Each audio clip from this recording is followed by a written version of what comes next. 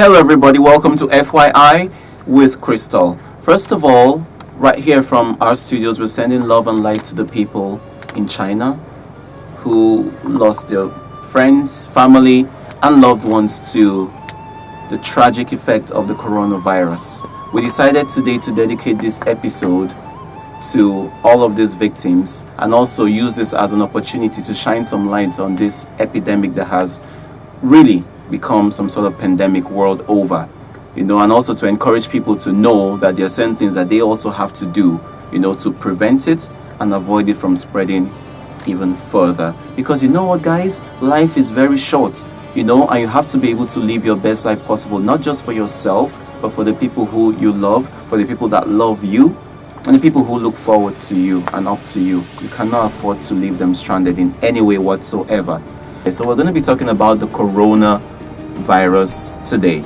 The coronavirus, I'm just going to give it a very simple definition. It's a group of viruses that form some sort of conglomerate, and basically it causes diseases in mammals as well as birds. It's zoonotic in nature. By zoonotic, it means that it's able to get transmitted from humans to animals and vice versa.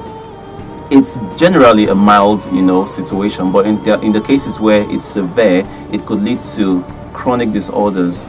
It could even lead to death. It's really sad because a lot of people have been lost, due to this virus, and basically this episode is telling us to be careful, to live life very intentionally, deliberately, and do the very best we can, because not just for ourselves, for the people that we love, for the people that love us, for the people that rely on us. We cannot afford to have our lives cut short, because everybody needs to live life to its fullest. So now, a brief history of the coronavirus. It first of all started in the 1960s. There was a little outbreak that started from China and it spread to about 34 countries. That was when it first started, but it was curbed, and then little word on it here and there. But what happened last year, December particularly, is something that's a cause for concern.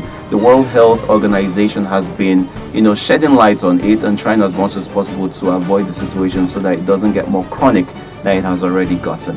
So generally, for a little history, like I said, it started in the middle, 1960s, but then more acute cases of it, like SARS, which stands for Severe Acute Respiratory Syndrome, started in the early 2000s. That case recorded about 8,000 people who got infected, and about 10% of that, that's about 800 people, died. Really sad. MERS, which is the other severe case of it, which stands for Middle East Respiratory Syndrome, started in 2012, killing over 130 people, and that basically started from China. Now, what are the symptoms of the coronavirus? Before I go to the symptoms, let's remember that coronavirus was gotten from a Latin term, which literally interpreted means corona. Corona means halo or crown, reminiscent of a royal crown. Imagine the irony, something that's reminiscent of a royal crown can actually kill people. Pretty sad, but basically the virus forms certain particles that stands over your head like some sort of halo, and it gets more severe if it's not watched and if it's not. Now, what are the symptoms?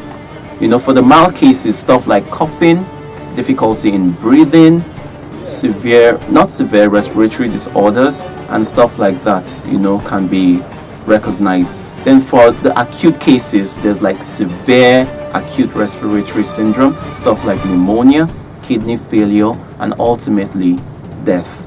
Now, how do we prevent this? We have to be able to wash our hands very regularly. It doesn't take anything.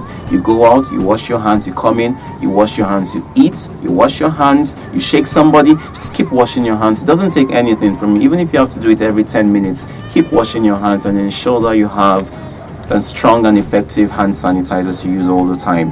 Your cooking meats, ensure that you boil it thoroughly, as well as your eggs. Make sure it's very well cooked, and you could not consume it. Then anytime you cough or you sneeze, make sure you have a scuffle over your mouth all the time, okay? So you don't just cough randomly. Be conscious about what you're doing. And then if you see somebody who probably is exhibiting such tendencies, no hard feelings, but try to stay away from them because you don't want it transmitted to you, right? Okay, so now if you notice that you're exhibiting any of these symptoms, what do you want to do? Immediately you want to see a doctor. There's no time to waste. See a doctor immediately. Don't try to self-medicate. Don't think that it's just a cold that might pass. It might be anything. It might not be corona, but you want to see a doctor, because health is wealth, and to be forewarned is to be forearmed. Equip yourself and make sure that you're safe, like we said earlier, not just for yourself, but for the people who love you and for the people who look up to you. Thank you guys for watching. It's really been an amazing time over here, and it's been a pleasure sharing all this information and knowledge with you. Remember to follow me on my social media handles. They are all over the screen. Hit the notification button below for more content like this every time we drop it. It's a beautiful day. Remember, like we always say, make somebody smile today. It doesn't cost you anything. I love you for watching. FYI with Crystal.